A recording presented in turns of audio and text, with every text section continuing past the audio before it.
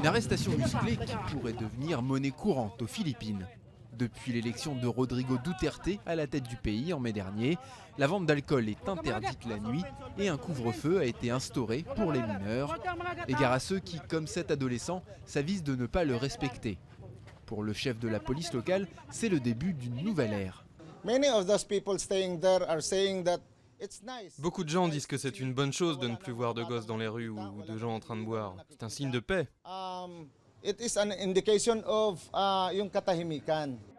Duterte a largement remporté la présidentielle grâce à une campagne sécuritaire outrancière. Il a annoncé la mort de milliers de criminels une fois que les forces de sécurité seront autorisées à tirer pour tuer. Il a également promis des primes pour chaque criminel assassiné.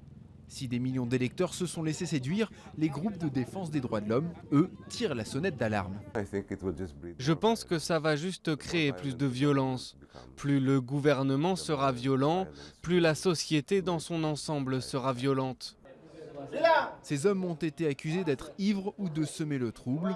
La police leur a laissé le choix entre un court séjour en prison ou une série de pompes au commissariat. Mais certains ne comprennent pas ce qu'ils font là, comme ce propriétaire d'une salle de billard, dont le seul crime était apparemment d'être torse nu lorsqu'il est venu fermer son commerce à la nuit tombée.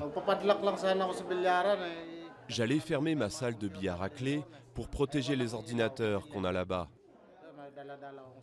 J'avais mes clés ici et j'ai vu plein de gens dehors. Je ne savais pas que la police était en train de les arrêter.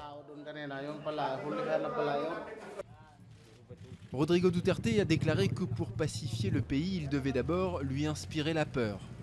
Pour cette première étape, le plan semble en tout cas fonctionner.